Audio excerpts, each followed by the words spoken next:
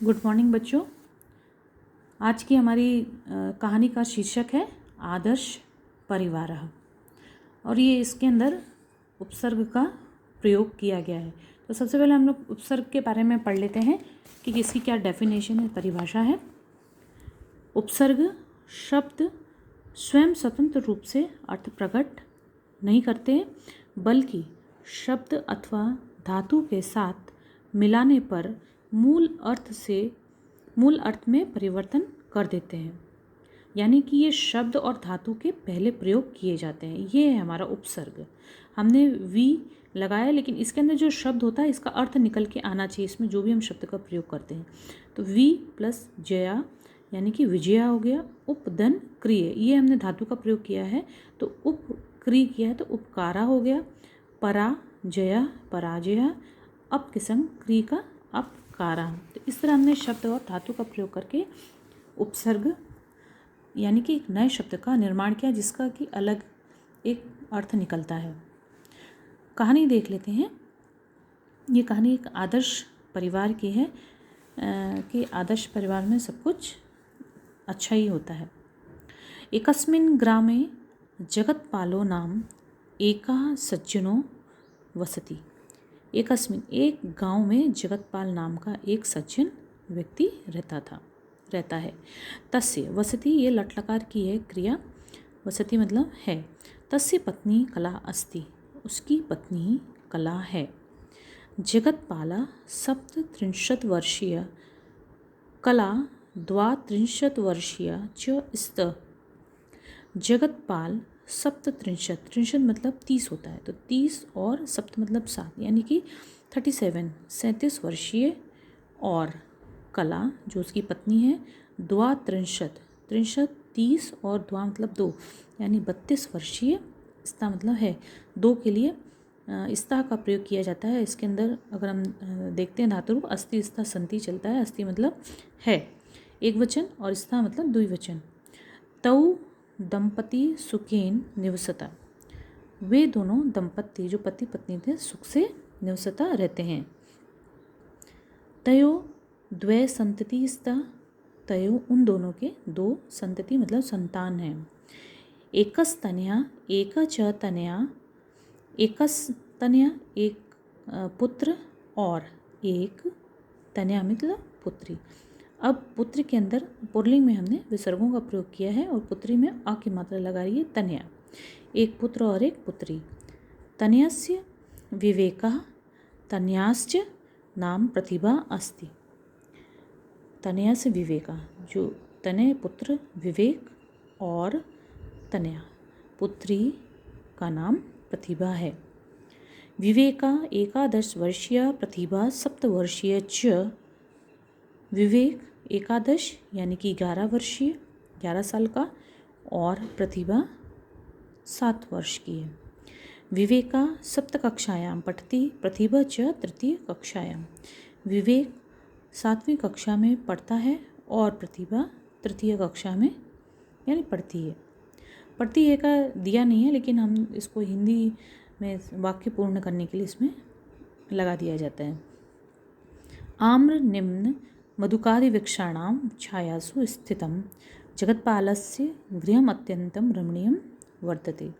आम और नींबू के जो वृक्ष हैं उनकी छाया में स्थित जगत्पालस्य गृह अत्यंतम, जगतपाल का जो घर है वो अत्यंत सुंदर है। यानी कि इन सब वृक्षों से उसका घर घिरा हुआ है, चारों तरफ हरियाली है। जगत्पालः एकः उद्योगी कुशलश्च कृषकः अस्ति। जगतपाल एक उद्योगी मतलब व्यापारी बिजनेसमैन, और कुशलश्च इसमें च निकाल देंगे तो च और कुशल किसान है। कृषक मतलब किसान है। सह सर्वदा कृषि कर्मणि संलग्न स्वकर्तव्यं पालयति। स वह हमेशा कृषि कर्मणि खेती के कार्यों में सघन यानी संलग्न मतलब लगा हुआ रहकर स्वकर्तव्यम पालिते, अपने कर्तव्य का पालन करता है, यानी अपने परिवार को चलाता है और धन उपार्जन करता है, धन कमाता है। सह परिश्रम कृत्वा स्वक्षेत्रे पर्याप्तम अन्नम शाकम फलम च उत्पादयति। वह परिश्रम करके, वह मेहनत करके स्वक्षेत्रे, अपने क्षेत्र में, अपने खेत में पर्याप्त, अपने मैदान में क्या करता है, पर्याप्त मतलब जितना उनको लगता है उतना अनाज, शाक मतलब सब्जियां और फल का उत्पादन करता है। तस्य गृहे एका श्वेतवर्णा धेनु वर्तते। तस्य गृहे, उसके घर में एक श्वेतवर्णा, श्वेत मतलब सफ़ेद रंग की धेनु है, गाय है। सा बहु दुग्धम ददाति, वह बहुत सारा दूध देती है। विवेका प्रतिभा च स्वास्थ्यप्रदम पुष्टिदम च भोजनम कुरुता। विवेक और जो प्रतिभा है, जो उसके बच्चे हैं, वो स्वास्थ्य प्रदम, जो स्वास्थ्य यानी कि उनके जो सेहतमंद जो खाना होता है और पौष्टिक भोजन कुरुता करते हैं। तौ शाकम फलम च अधिक्येन खादता, वे दोनों शाक मतलब सब्जियां और फल, च इसमें से ले लेंगे, और फल अधिक खाते हैं, यानी कि पूरा पौष्टिक भोजन लेते हैं वे दोनों। तौ यथेच्छम पया पिबता, वे दोनों यथेच्छम इच्छानुसार या जितनी ज़रूरत है उतना लिक्विड, पया मतलब लिक्विड, लिक्विड में दूध भी आता है, पानी भी आ सकता है, तो वो पीते हैं। स्वच्छानि वस्त्राणि परिधार्यं तौ मातरं पितरं च प्रणम्य पठनाय स्वविद्यालयं प्रति गच्छता।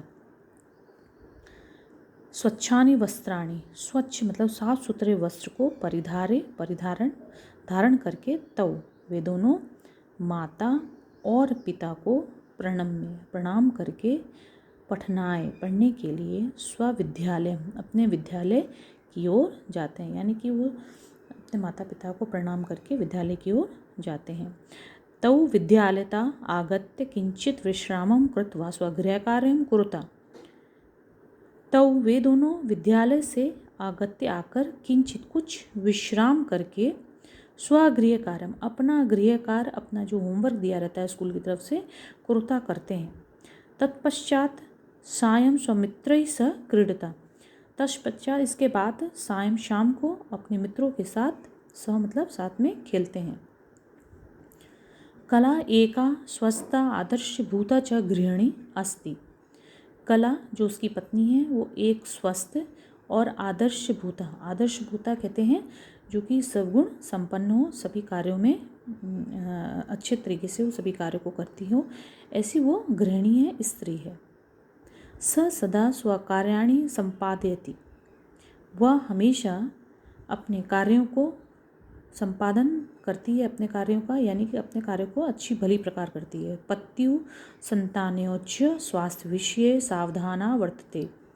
पत्यु पति के और संतान के स्वास्थ्य के विषय में उनको कोई प्रॉब्लम नहीं हो, तो इसलिए उसके स्वास्थ्य के विषय में सावधान रहती, यानी कि उनके खाने पीने का सबका अच्छे से ध्यान रखती है।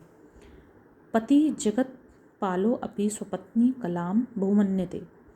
पति जो है जगतपाल, वह भी स्वपत्नी अपनी पत्नी कला को बहुमन्यते बहुत मानता है। अनेन प्रकारेण परस्पर स्नेह सौहार्दं बद्धा अयं लघु परिवारः एकः आदर्श परिवारः अस्ति। अनेन प्रकारेण अनेक प्रकार से परस्पर आपस में स्नेह और प्यार से, सौहार्द से, एकता से बंधा हुआ यह लघु परिवार, यह जो छोटा परिवार है, एक आदर्श परिवार है, यानी हर तरीके से एक दूसरे का ख्याल रखता है, एक दूसरे से स्नेह करता है और एकता के बंधन में बंधा हुआ है। लघु परिवार एवं सुखी परिवार, जो छोटा परिवार होता है वही मतलब ही सुखी परिवार है। आहारस्य वस्त्रस्य गृहश्च व्यवस्था लघु परिवारे एव समुचित रूपेण भवति। आहारस्य आहार, भोजन, कपड़े और घर की व्यवस्था लघु परिवार में, छोटे परिवार में ही समुचित रूपेण भवति, अच्छी प्रकार से, उचित प्रकार से होती है। लघु परिवारेण एव, लघु परिवार छोटा परिवार ही समाजस्य राष्ट्रस्य च कल्याणं भवितुम् अर्हति, समाज और राष्ट्र के कल्याण में भवितुम् अर्हति सहायक होता है, उनके कल्याणकारी होता है। अब इसका मूल्य देख लेते हैं कि इससे हमें क्या शिक्षा मिलती है आदर्श परिवार से। लघु परिवारेण एव समाजस्य राष्ट्रस्य च कल्याणं भवितुम अर्हति। लघु परिवार, छोटा परिवार ही समाज और राष्ट्र के कल्याण में सहायक भवितुम अर्हति होता है। तो इस तरह से आपने आज आदर्श परिवार के बारे में पढ़ा, छोटे परिवार और सुखी परिवार के बारे में जाना।